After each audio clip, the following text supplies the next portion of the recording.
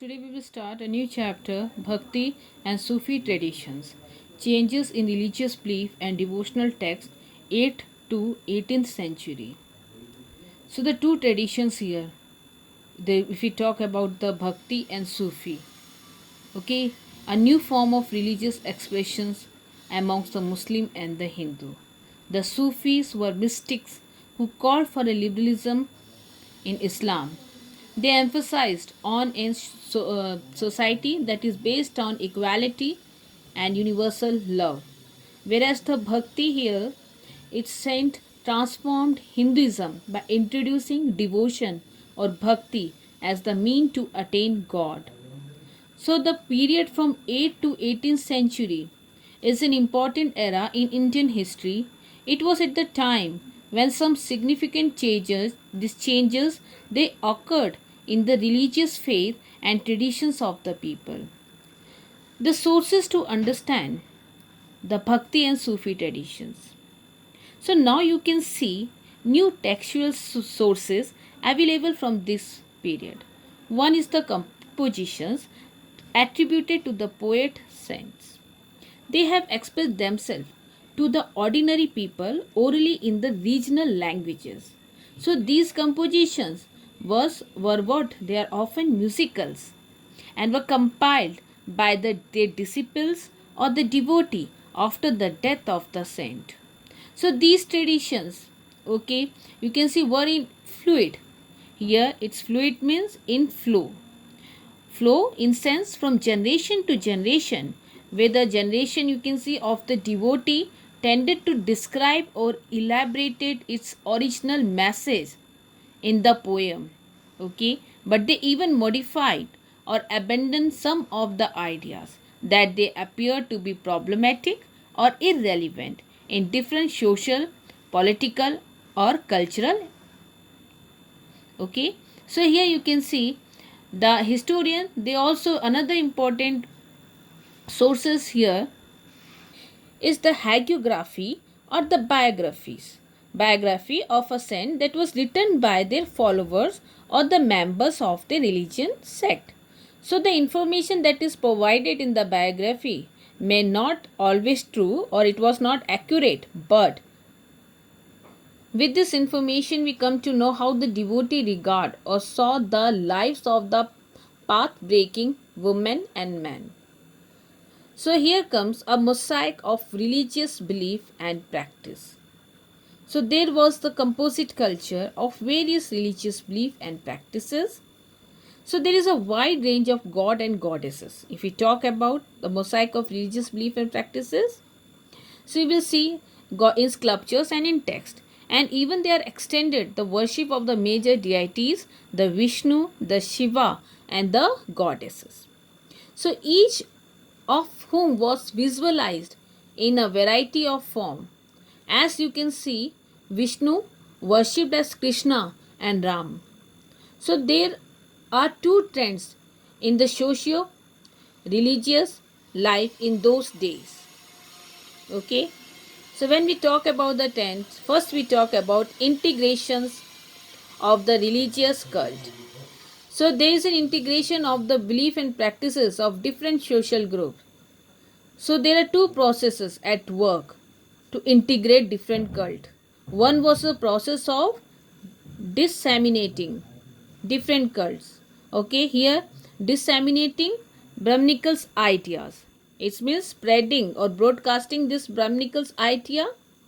This can be exemplified or illustrated by the composition, compilation, and preservation of the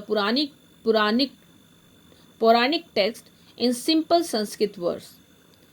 So here you can see that there is an integration of this Brahmanical ideas and practices. Okay, the composition, compilation, and preservations. And you can see that there would be no doubt that it would be accessible to women and Shudras. So there was second process also at this work, Brahmins accepting and reworking the belief and practice of Shudras. So in fact many beliefs and practice were reshaped through a continuous dialogues between great Sanskritic this Puranic literature throughout the land. Okay, तो 8वीं से हमने 18वीं शताब्दी का समय देखा. ठीक है, ये आप कह सकते हैं कि सर्वाधिक महत्वपूर्ण विशेषता इस समय की थी संप्रदाय के समन्वय से. हियर संप्रदाय के समन्वय में integration of the cult was the major features और important features of this time period till 8 to 18th century. So इसमें विभिन्न प्रकार की पूजा प्रणालियों का एकीकरण होने लगा. ठीक है, आप देखते हैं साहित्य और मूर्तिकला दोनों से ही अनेक प्रकार के देवी देवताओं का परिचय मिलता है. तो अब ये जो समय काल है, ये कैसा समय काल है जिसमें आप देखते हैं देवी देवताओं का पूजा हो रहा है. जो महत्वपूर्ण देवता है वो कौन है? वो विष्णु, शिव और आप देखते हैं पार्वती या देवी है. इनको विभिन्न रूपों में पूजा जा रहा है. जैसे शिव को पूजते हैं लिंग के रूप में, माता पार्वती को काली और दुर्गा के रूप में पूजा जाता था और विष्णु को कृष्ण और राम के रूप में पूजा जाने लगा. तो जो इतिहासकार हैं उनका मानना है कि पूजा प्रणाली के समन्वय के आधार पर प्रमुख रूप से 2 प्रक्रियाएं कार्यशील थी. ठीक है, तो यहाँ पर क्या है, अगर हम किसी धर्म को लेते हैं, स्पेशली हिंदू धर्म, तो हिंदू धर्म में आपसी समन्वय देखने को मिलता है, चाहे वो किसी भी जाति का हो. जैसे हिंदू धर्म में सभी जाति एक जैसा त्यौहार मनाते हैं, एक ही देवी देवता को मानते हैं, चाहे उनका स्वरूप अलग हो, एक जैसे पूजा पाठ करते हैं. तो इसके लिए कोई तो कारक होगा जो जिम्मेदार है. तो हम ये इन 2 प्रक्रियाओं के बारे में देखने को मिलता है. ये दोनों कारक हैं. ठीक है, पहला है हम देखेंगे कि डिससेमिनेटिंग ब्रह्मनिकल्स आइडियाज. ठीक है, जिसमें आप देखते हैं ब्राह्मण के विचारधारा के प्रचार से ये एकीकरण के कारक को बल मिलता है. पुराणिक ग्रंथों की रचना, उसका संकलन और उसका परिरक्षण यानी प्रिजर्वेशन ने इसके प्रसार को प्रोत्साहित किया. जिसने वैदिक विद्या की नॉलेज नहीं थी, जैसे शूद्र और स्त्रियाँ, उन्हें भी ये समझ में आने लगा, वो भी समझ सकते थे. अब दूसरी प्रक्रिया का संबंध किससे था? स्त्रियों से था, शूद्रों से था तथा सामाजिक वर्गों की आस्था में आचरणों को ब्राह्मणों द्वारा स्वीकार किया जाने लगा. जैसा कि वैदिक काल में आपने देखा होगा कि इन लोग को आपने देखा कि स्त्री और शूद्र इनकी सामाजिक स्थिति बेहतर थी, लेकिन उत्तर वैदिक काल में आते आते इनके जो स्तर है स्टैंडर्ड में क्या होने लगा, परिवर्तन होने लगा. इनका स्तर नीचे आता गया और पुरानी काल तक आते आते आप देखते हैं इनका आप ये महिला और जो शूद्र है उनको शिक्षा के अधिकार से वंचित कर दिया गया, जिन्हें ब्राह्मण नहीं जिन्हें वेद पढ़ना या शास्त्रों का अध्ययन नहीं कर सकते थे. तो हम यहाँ पे समन्वय, इंटीग्रेशन या एकीकरण का सबसे अच्छा एग्जाम्पल हमें आधुनिक उड़ीसा राज्य में स्थित पुरी में देखने को मिलता है.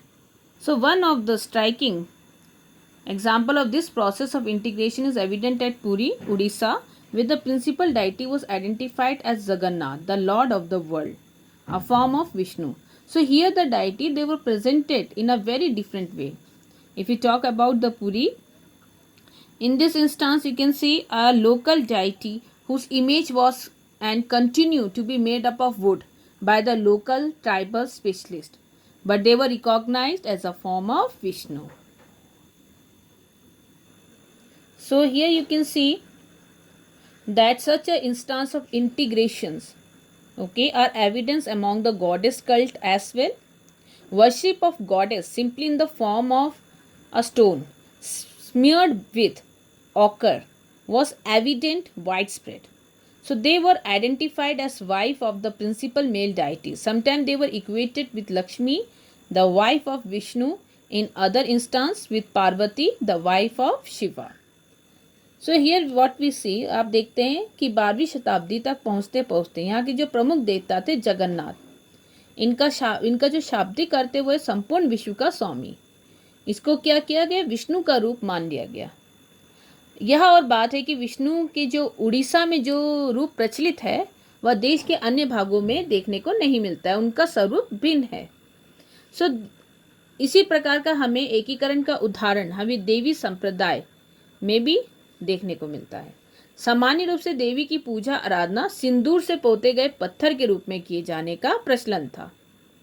पौराणिक परंपरा के अंतर्गत इन स्थानीय देवियों का मुख्य देवताओं की पत्नियों के रूप में मान्यता प्रदान कर दी गई। जैसे कभी उन्होंने लक्ष्मी के रूप में जैसे विष्णु की पत्नी का स्थान प्राप्त किया, तो कभी इन देवियों ने पार्वती के रूप में शिव की पत्नी का स्थान मिला। So here comes the great and little traditions. The term great and little tradition were coined by a sociologist named Robert Redfield in the 20th century to describe the cultural practice of the peasant society. So these traditions which were followed by socially dominated classes such as priest, the king, okay, they were known as great traditions, and those cultural traditions which were followed by the peasantry classes or the peasant and other social groups were known as little tradition. तो Redfield ने देखा कि जो किसान उन कर्म कांडों और उन पूजा पाठ और उन पद्धतियों को अपनाते हैं या उनका पालन करते हैं जिनका समाज के प्रभुत्वशाली वर्ग जैसे पुरोहित और राजा, ठीक है, द्वारा पालन किया जाता है, तो इन कर्म कांडों को उन्होंने महान परंपरा की संज्ञा दी, जिसे हम कहते हैं ग्रेट ट्रेडिशंस, ठीक है। और जो सांस्कृतिक परंपराएं हैं, अगर वो कृषक या पीजेंट समुदाय पालन करे जो पहले वाली सभ्यता से सर्वथा भिन्न है, तो उसे लघु परंपरा और लिटिल ट्रेडिशन की संज्ञा दी गई है। तो आप देखते हैं जो महान जो सांस्कृतिक पौराणिक परंपराएं हो गई और जो लघु जो लिटिल पौराणिक परंपराएं हो गई, इनके जब आपसी संपर्क के परिणाम स्वरूप देश में एक नवीन विचारधारा तथा पद्धतियों का जन्म हुआ। Differences and conflict. So the worship of goddess. Okay, if we talk the worship of goddess, it was associated with the form of worship called tantric. So the tantric practice were widespread in several parts of the continent. So tantric worship here you can see was open to women, men, and whoever wanted to practice the class and the caste were ignored in context of ritual practices. So many of these ideas influenced Shaivism as well as Buddhism, especially in the northeastern part of the subcontinent. So what is the here you can see difference in Vedic and Puranic traditions. So these differences would become clear if we would compare Vedic and Puranic traditions. So here when we talk about first of all the gods, the deities like Agni, Indra and Som, okay, who were the principal deities of the Vedic period, they lost their identity or their importance during the Puranic periods. So if we talk about these gods, they are rarely visible in textual or visual representatives as far as the sculptures are concerned, but we can see a glimpse of Vishnu, Shiv and goddess in Vedic mantra. Probably their Puranic forms were changed. In spite of this similarity, the Vedas continue to be revered as authoritative. तो हम बात करते हैं देवी की आराधना पद्धति को तांत्रिक के नाम से जाना जाता था। यह पूजा भारतीय उपमहाद्वीप के कई भागों में प्रचलित थी, जिनमें आप देखते हैं पुरुष महिलाएं दोनों शामिल होती थी। वर्ण और जाति को लेकर इस रिचुअल प्रैक्टिस में कोई भेदभाव नहीं था। पद्धति के विचारों ने शैव व बौद्ध दर्शन को भी प्रभावित किया। यदि हम वैदिक और पौराणिक के बीच तुलना करें तो जो यह परंपरा है, यह विषमता अधिक स्पष्ट रूप से उभर कर आती है अगर हम इन दोनों के बीच में तुलना करते हैं। तो जो वैदिक के जो देवता हैं जैसे अग्नि, इंद्र, सोम, अब इनका अस्तित्व पूरी तरह से नगण्य हो गया है और ना ही इनका कोई साहित्य और मूर्तिकला में इनका निरूपण होता है। जबकि वैदिक मंत्रों में हम देखते हैं विष्णु, शिव और देवी की झलक मिलती है। तो हमने 3 तरह के प्रैक्टिस देखे, तांत्रिक प्रैक्टिस, पुराणिक एंड वैदिक प्रैक्टिस, और तीनों में हमने विषमताएं देखी, डिफरेंसेस देखा। तो इनके बीच का मतभेद भी होता है। This was situation of conflict between these 3.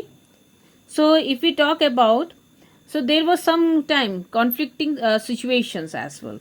Okay, those who followed the value of Vedic traditions, they often condemned other practices as Vedic condemned. Okay, you can why they as Vedic they condemn the tantric practice because they follow what? They follow sacrifice or precisely chanted mantras. And when we talk about these tantrics, those engaged in tantric practice, they frequently ignore the authority of the Vedas.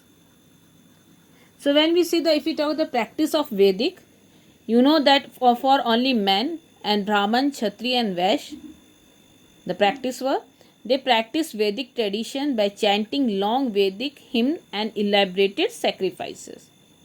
And as far the Puranic you can say practice are concerned, you can see there is a tradition, the singing and chanting of devotional compositions, okay, were often a part of such mode of worship. So this was particularly true for Vaishnav and Shiv sections. Okay, and when we talk the Alvar here are the devotees of Vishnu and Nayanar were the devotee of Shiva, were the part of this Puranic traditions.